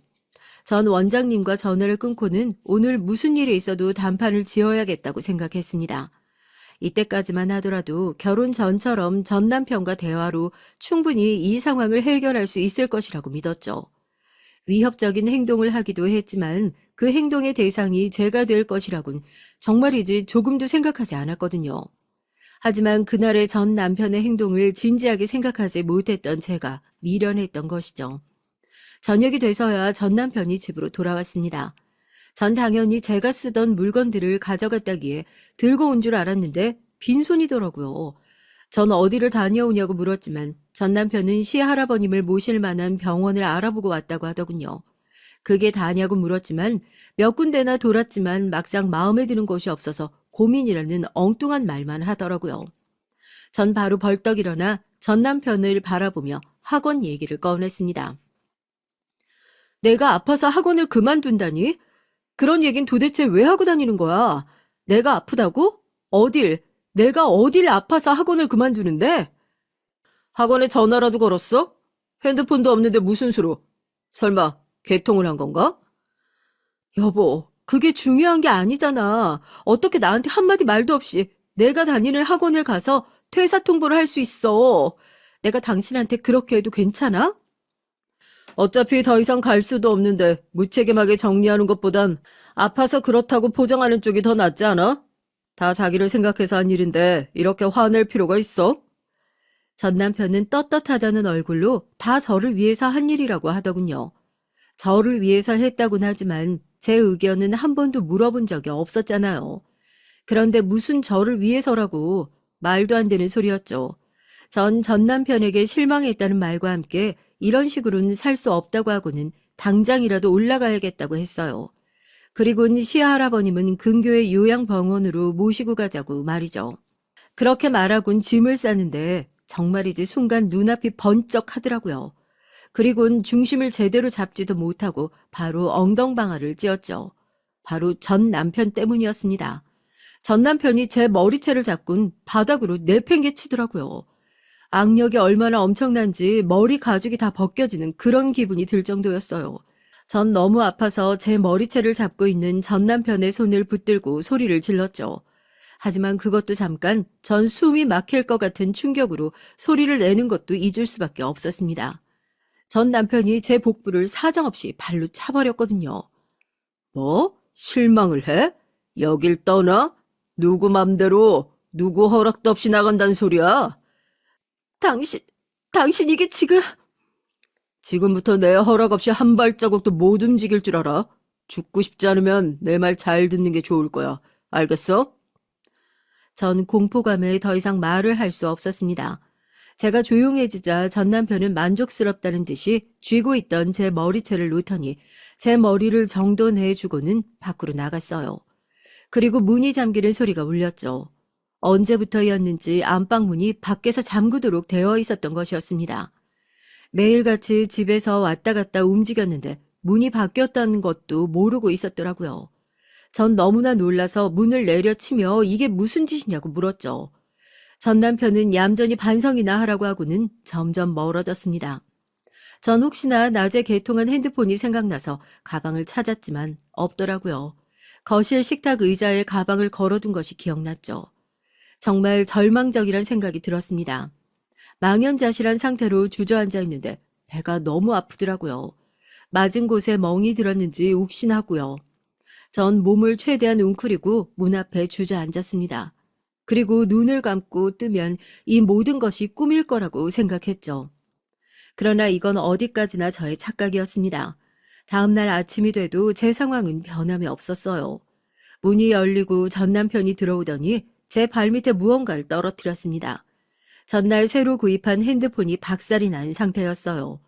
전 남편은 핸드폰을 새로 해왔다고 하더니 구형폰을 내밀었습니다. 착신만 가능하도록 되어 있으며 그 외의 기능은 아무것도 할 수 없을 것이라고 했죠.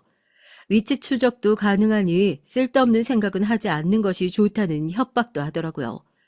전 남편이 쥐어준 핸드폰을 문 밖으로 던지고는 지금 무슨 생각을 하고 이렇게 하는 거냐고 전 남편에게 따졌습니다. 당신 지금 미친 거야? 제정신이 아니라고. 진짜 왜 이러는데? 내가 뭘 잘못한 건데? 날 버리려고 했던 건 당신이 먼저잖아.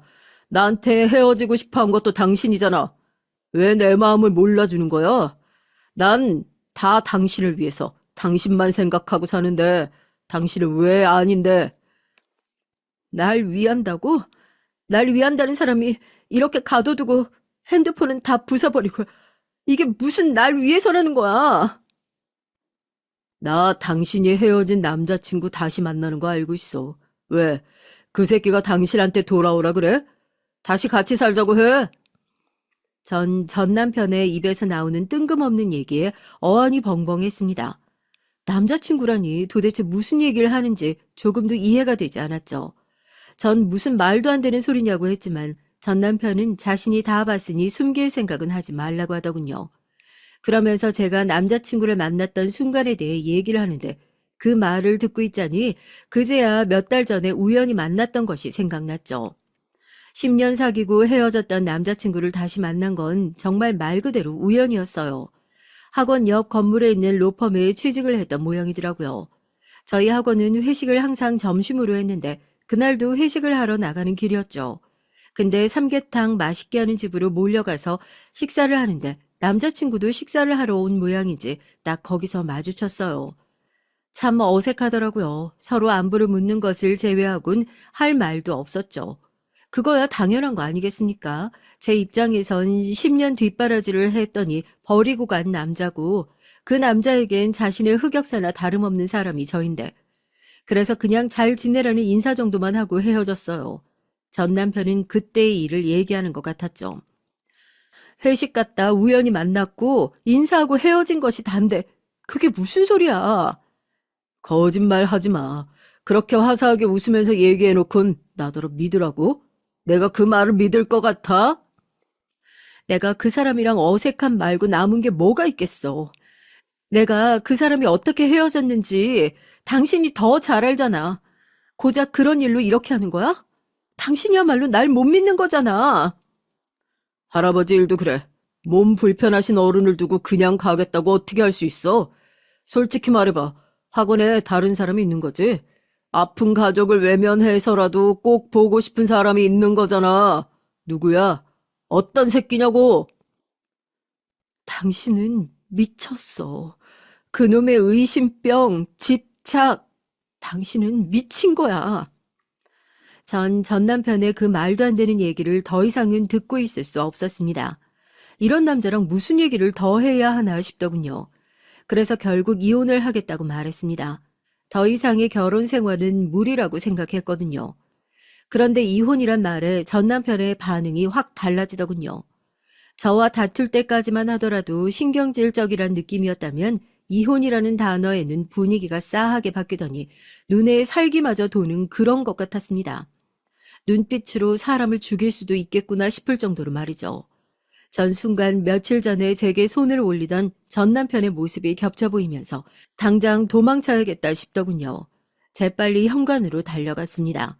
신발도 신지 않고 밖으로 달려갔죠.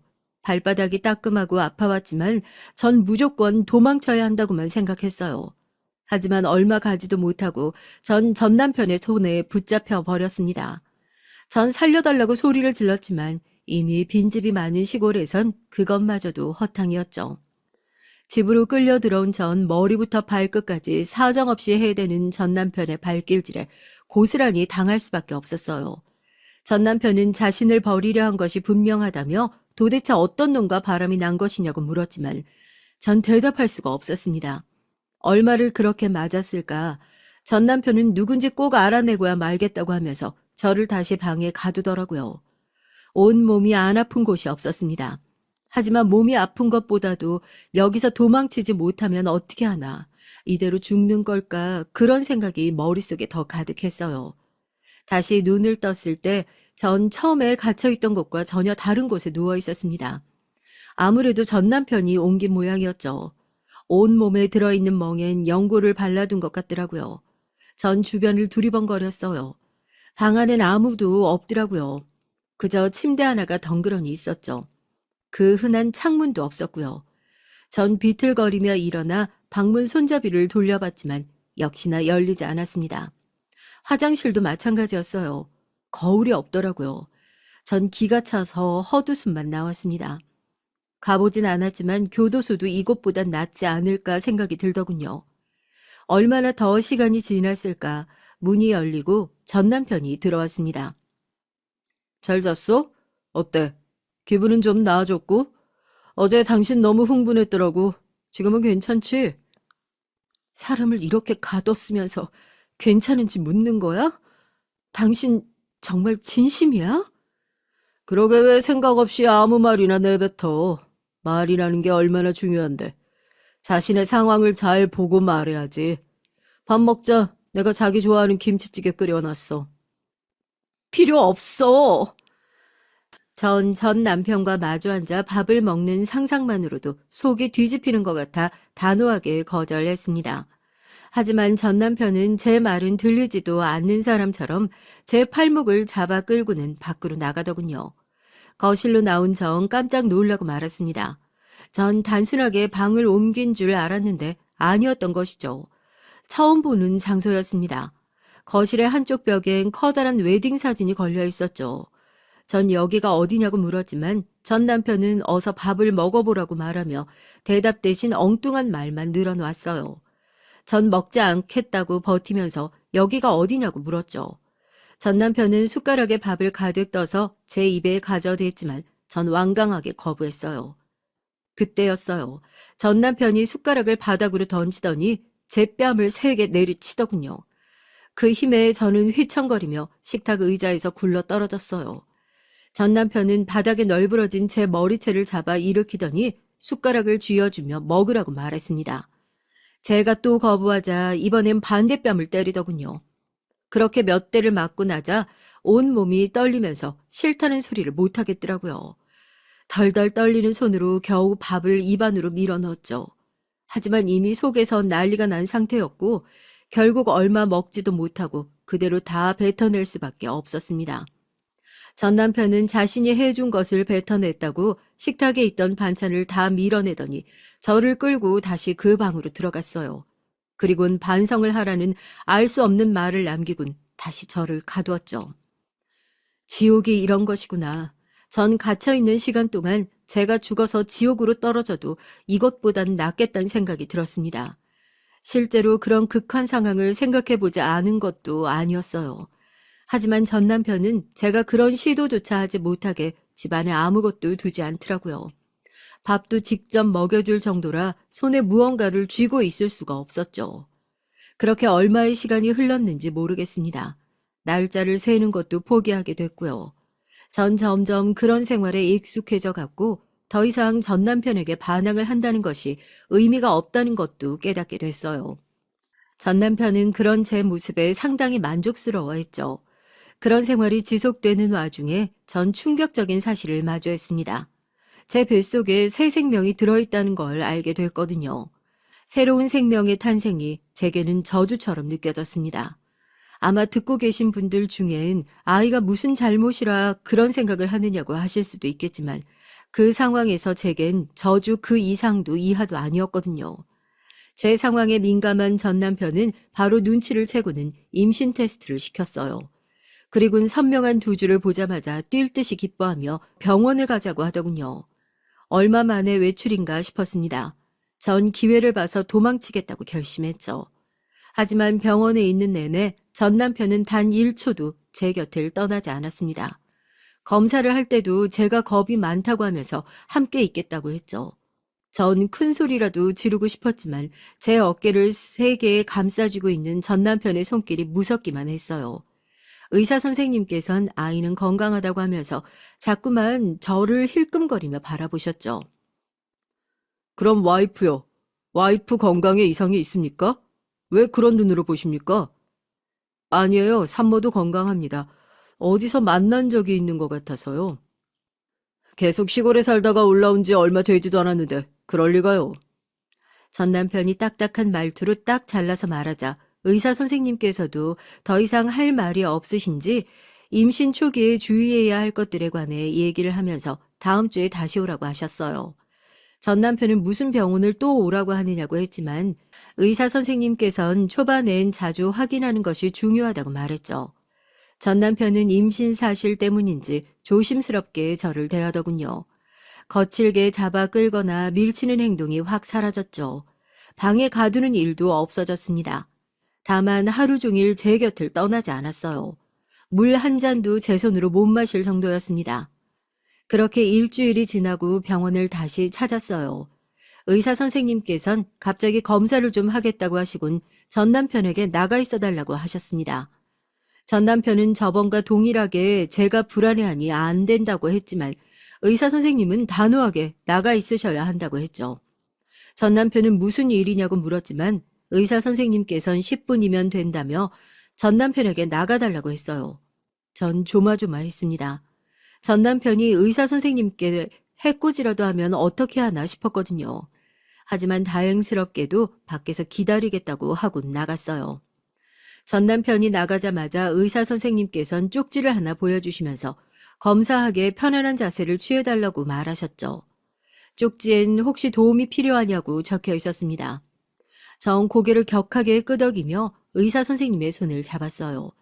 의사 선생님께선 손바닥에 112를 적어주시며 자세는 편하냐고 물어보셨고 전 좋다고 대답했습니다. 의사 선생님의 눈짓에 간호사 선생님 한 분이 조용히 어디론가 가시더군요. 전 그제야 안심이 좀 되면서 눈물이 핑 돌았습니다. 얼마 뒤 검사가 끝났다고 하곤 전 남편에게 유산기가 있다는 얘기를 꺼내셨어요.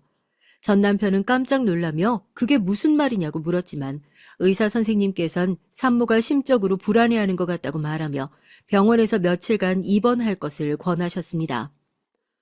집에서도 충분히 관리가 됩니다. 약이랑 주사만 좀 주시면 제가 챙기겠습니다. 물론 가정에서 잘 챙겨주시겠지만 입원과는 좀 다르죠. 아무래도 가정이 있으실 땐 움직이게 되니까요. 아닙니다. 제가 손에 물 하나 묻히지 않도록 신경 쓰겠습니다. 전 남편은 입원은 하지 않겠다며 억지를 부렸고 의사 선생님께선 끝까지 입원하는 것이 좋겠다고 말씀하셨어요. 전 남편의 기세가 점점 사납게 변하는 것이 피부로 느껴졌지만 의사 선생님께선 침착하게 전 남편을 설득하려고 하시더군요. 그때였습니다. 진료실 문이 열리면서 경찰 두 분이 들어오셨어요. 그리고는 전 남편이 반응하기도 전에 저와 전 남편 사이에 서더니 신고를 받았다고 말씀하셨죠. 전 남편은 이게 무슨 상황이냐고 소리를 질렀고 경찰은 전 남편에게 함께 가주셔야겠다고 말했습니다. 이게 무슨 짓입니까? 제가 뭘 했다고 경찰과 함께 갑니까? 가서 얘기하시면 됩니다. 얘기는 무슨 얘기? 이거 놔. 당신들 진짜 경찰 맞아? 전 남편이 소리를 지르며 경찰의 손을 피했지만 경찰들은 차분하게 전 남편에게 무언가 고지를 하고는 전 남편을 끌고 밖으로 나갔어요. 의사 선생님께선 휘청거리는 저를 붙들어 주시더니 간호사를 불러 저를 병실로 옮기라고 하셨죠. 그 장면까지가 제 기억의 마지막이었습니다. 정신을 차리고 나니 의사 선생님께선 전 남편이 경찰에 끌려갔고 혹시 제가 연락을 취할 가족은 없는지 물어보셨어요. 전 외삼촌이 계시긴 하지만 연락처가 없다고 솔직히 말씀드렸죠. 전 대신 가장 친한 친구에게 전화를 하고 싶다고 했고 1시간 정도 후에 친구를 만날 수 있었습니다. 가장 친한 친구인 미영인 유치원에 다닐 때부터 친구였어요. 너 이게 무슨 꼴이야? 살은 왜 이렇게 많이 빠진 건데? 그동안 연락도 안 되더니 병원이란 말에 얼마나 놀랐는지 알아? 저를 본 미영이는 눈물이 가득한 얼굴로 저를 꼭 안아주었습니다. 얼마 만에 느껴본 온기인지 저도 미영이를 마주 안으며 너무 보고 싶었다고 말했죠. 미영인 그간 무슨 일이 있었던 것이냐 물었고 전 하나도 빼놓지 않고 다 얘기했습니다. 제가 당했던 상황에 미영이는 기함을 토하며 무조건 고소해야 한다고 말했어요. 그리곤 좋은 의사 선생님을 만나 다행이란 소리와 함께 변호사부터 구해서 이혼 소송도 진행해야 한다고 말해줬고요. 이때만 하더라도 전 남편에게서 해방이 되었다고 생각했어요. 증거도 증인도 명백하니 전 남편이 당연히 처벌을 받을 것이라고 말이죠. 하지만 상황은 이상하게 흘러가고 있었습니다. 전 남편은 절 정신이 이상한 사람으로 몰아가더군요. 저를 집에 가둬둔 것도 제가 혹시나 위험한 일을 저지를까 걱정이 되었기 때문이라고 말이죠. 정말이지 전 남편의 거짓말에 치가 떨리더군요.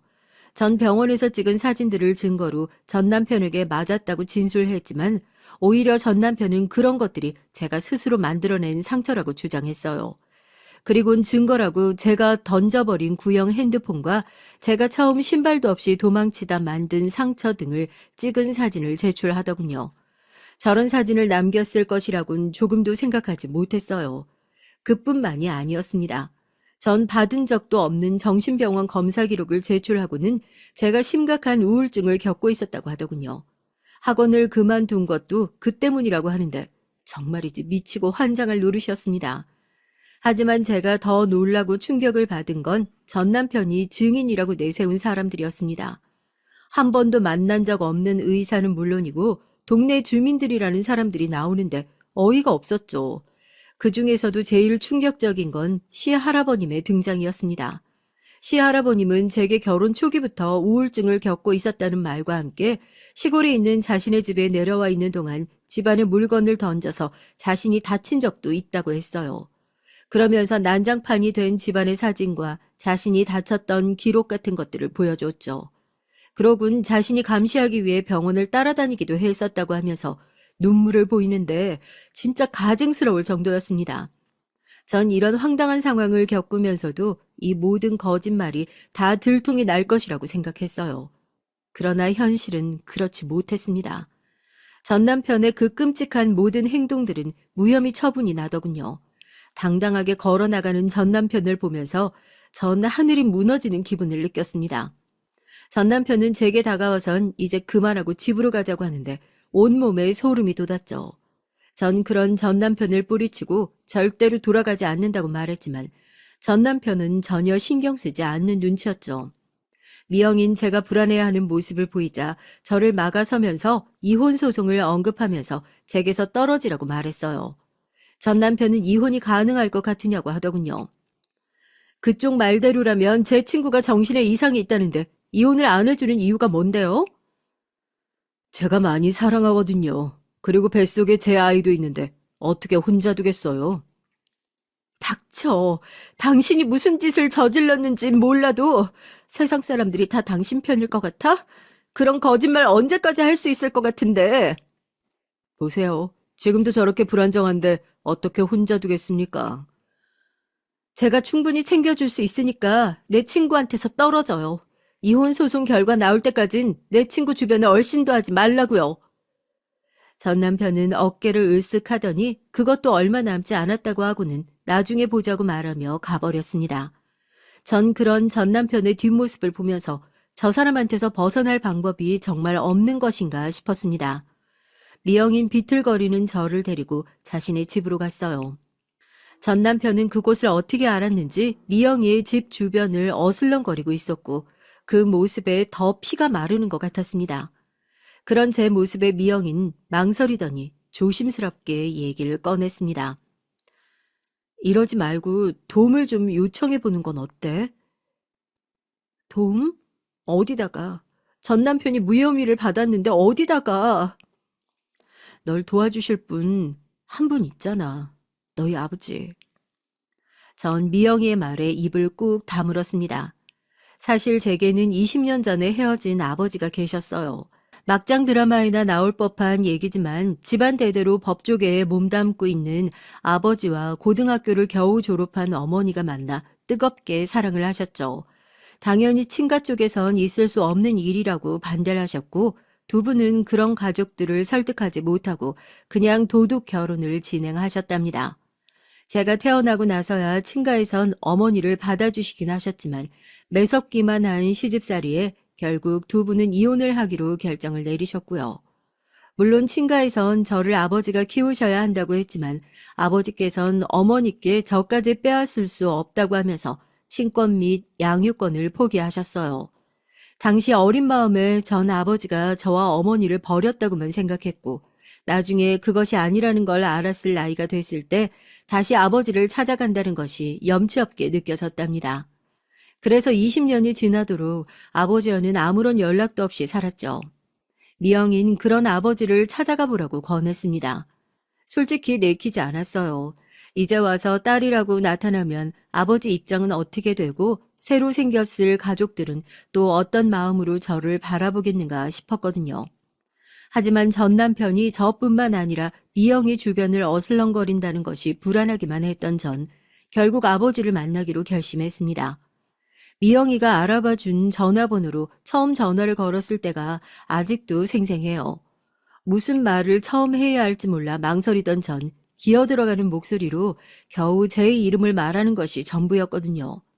아버지는 제 이름을 듣자마자 깜짝 놀라시며 먼저 만나달란 말씀을 꺼내셨습니다.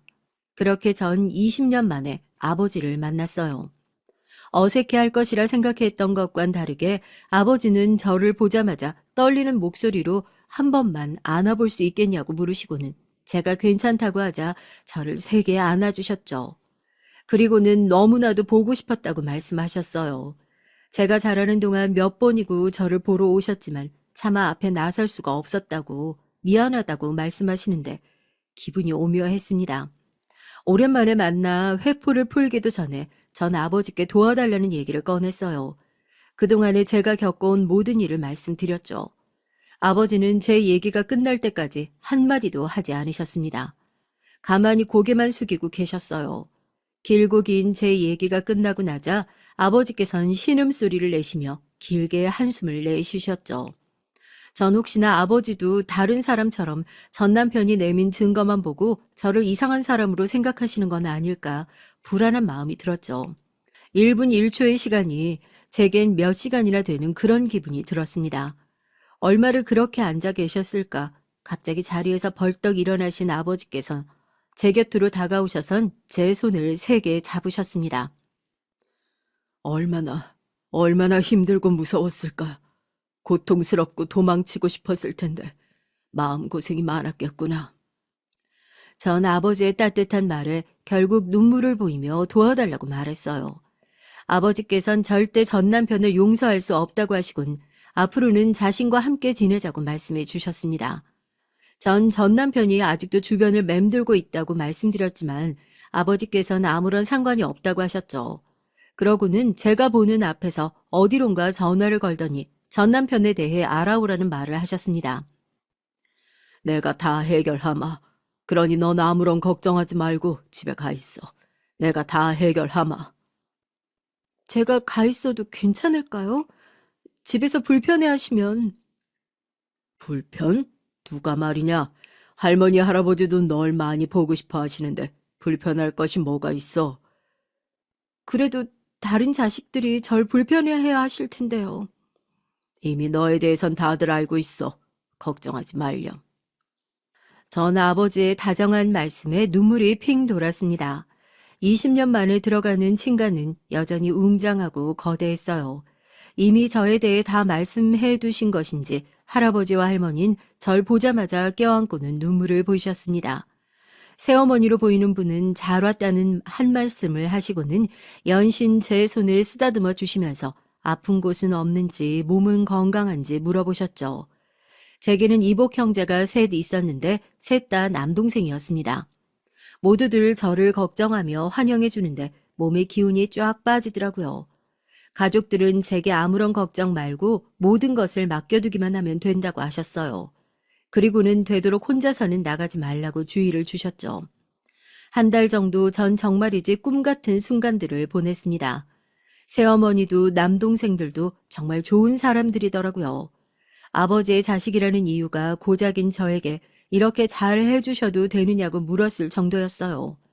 아버지께서 워낙 제 얘기를 많이 하셔서 전혀 어색하지 않다고 하시는데 이런 순간이 제게도 오는구나 싶었습니다. 하지만 인생이 그렇듯 좋은 일만 있는 건 아니었어요. 새어머니와 함께 외출을 하고 돌아오는 길이었죠. 기사님을 기다리며 이런저런 얘기를 하는데 갑자기 누군가 세게 제 팔목을 잡았습니다.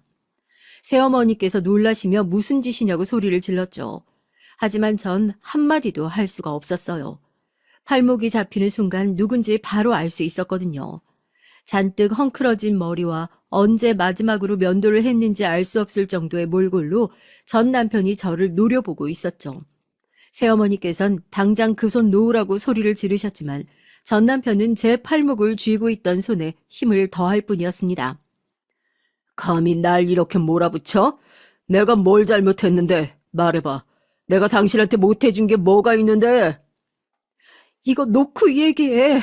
이거 놓으라고. 당장 내 딸한테서 손 떼. 이 짐승 같은 새끼야. 아주 대단하신 집안이던데 내가 널 놔줄 것 같아? 꿈도 꾸지 마. 넌 죽을 때까지 내 거니까.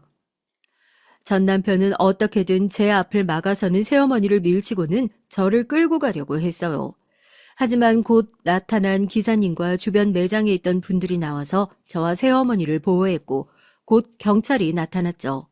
경찰 소리에 전 남편은 빠른 속도로 사라졌지만 곧 뒤를 쫓은 경찰에 붙잡혔답니다. 전 남편은 끌려가는 마지막까지 자신은 다시 오겠다며 기다리고 있으라고 소리를 질렀어요. 그 말이 얼마나 무섭던지 저는 서 있을 수 없을 정도였죠. 그런데 그런 저를 부축하시던 새어머니께서 구급차를 부르라고 소리를 지르더라고요. 아랫배가 아픈 것이 이상하다 생각에 아랫배를 보려는데 새어머니께서 제 고개를 잡아선 자신을 보게 하시더니 아무 일도 없을 것이라고 말하며 괜찮다고 하시는 거예요. 전 본능적으로 뱃속의 아이에게 문제가 생겼다는 걸 알 수 있었습니다. 병원으로 급히 호송된 전 결국 그날 아이를 잃었어요. 저를 잔인하다 매정하다 욕하시겠지만 사실 아이를 잃은 것이 슬프지 않았습니다. 미안한 말이지만 오히려 전 남편과의 고리가 완전히 끊어진 것 같아 안도감마저 들었죠. 새어머니께선 울지 않는 저를 보시며 연신 괜찮다는 말씀만 하셨습니다. 그런데 그 소리가 자장가처럼 들리더라고요. 그래서 스르륵 눈을 감고 새어머니의 목소리를 들었죠. 그렇게 잠들고 다시 일어났을 때 놀란 얼굴의 아버지가 보였습니다. 아버진 전 남편이 감시망을 빠져나갔을 것이라고는 생각하지 못했다며 미안해 하셨어요. 전 무슨 일이 벌어지고 있는지 알아야겠더라고요. 그래서 아버지에게 모든 것을 얘기해달라고 말씀드렸습니다. 아버지의 얘기는 간단했어요. 전 남편이 제게 저지른 행동에 대해서 무혐의가 나왔기에 다시 그 일을 언급할 수가 없어서 전 남편에 대해 조사를 좀 했다고 하셨어요. 저를 집에 가두고 본인도 집 밖으로 나간 일이 손에 꼽을 정도였다는 제 말에 전 남편이 다른 루트로 돈을 벌고 있었을 것이라고 생각하셨던 아버진 전 남편의 금전 관계를 하나도 빠짐없이 조사를 하셨다고 했죠. 그러다가 비정기적으로 큰돈이 오가는 것을 확인하셨고 그 돈의 출처를 찾기 위해 알아봤지만 쉽게 꼬리가 잡히지 않았다고 하셨습니다. 범죄 경력은 없지만 보통 얘기가 아니구나 싶었던 찰나 전 남편이 자주 드나드는 블로그를 조사하다가 놀라운 것을 발견했다고 하셨어요. 전 남편이 블로그를 통해서 불법 도박을 하고 있었다는 거예요. 그것뿐만이 아니라 일본에서 유행하던 것으로 집이 없는 청소년들을 알선해서 돈까지 챙기고 있었던 거죠. 저를 찾아온 날 범죄 사실이 발각된 것을 알게 된 전 남편이 도망을 다니던 중이었다고 해요. 절 찾아온 것도 자신의 범죄 사실이 들통난 이유가 저 때문이라는 걸 알게 됐기 때문이라고 하셨죠. 아버지께선 긴장으로 떨고 있는 제 손을 잡아주시면서 검찰과 경찰이 해결할 문제만 남았으니 너무 걱정하지 말라고 하셨어요. 전 만약 처벌을 받는다고 해도 그 기간이 끝나고 다시 저를 찾아오면 어떻게 하느냐고 물었죠. 그러자 새어머니께선 그런 일은 없을 것이라고 단호하게 말씀하시면서 죗값을 다 치르고 나온다고 해도 저를 볼 일은 없을 텐데 마음 놓아도 된다고 하셨습니다. 새어머니의 그 말씀이 묘하게 제겐 안정감을 주더라고요. 전 남편이 나타났다 잡혀간 지 일주일 정도 지났나 아버지께서 이혼 서류를 가져오셨어요. 모든 것이 다 해결됐으니 앞으로는 전 남편과 마주할 일도 마주할 필요도 없을 것이라고 말이죠. 깨끗하게 정리된 호적을 보고 있자니 눈물이 저절로 나더군요. 3년도 채 되지 않는 시간 동안 전 남편에게 당해온 모든 순간들이 떠오르면서 살아남은 저 자신을 칭찬해주고 싶었죠. 전 남편에 대한 처벌 수위는 제 예상을 넘는 것이었습니다. 상대방이 항소를 하긴 했지만 제가 걱정했던 솜방망이 처벌은 아니었어요. 전 모든 것이 정리되고 나서 저를 아는 사람이 없는 작은 소도시로 이사를 갔습니다. 부모님은 함께 있자고 하셨지만 다시 시작하고 싶었던 전 정중하게 거절을 했어요. 아직도 전 밤길이 무섭고 남자가 가까이 다가오면 경계부터 하게 되지만 그래도 그때와 비교하면 정말 잘 살고 있는 것이 아닐까 싶어요. 매일같이 제가 괜찮은지 물어보는 새어머니와 아버지도 계시고 결혼해서는 조카들 사진을 보내주는 동생들이 있는걸요. 시간이 약이라고 하니 그때의 상처도 언젠간 지워지겠죠. 전 그저 매일을 충실하게 보내면서 그날이 오기만을 기다리고 있답니다. 끝까지 들어주셔서 감사합니다.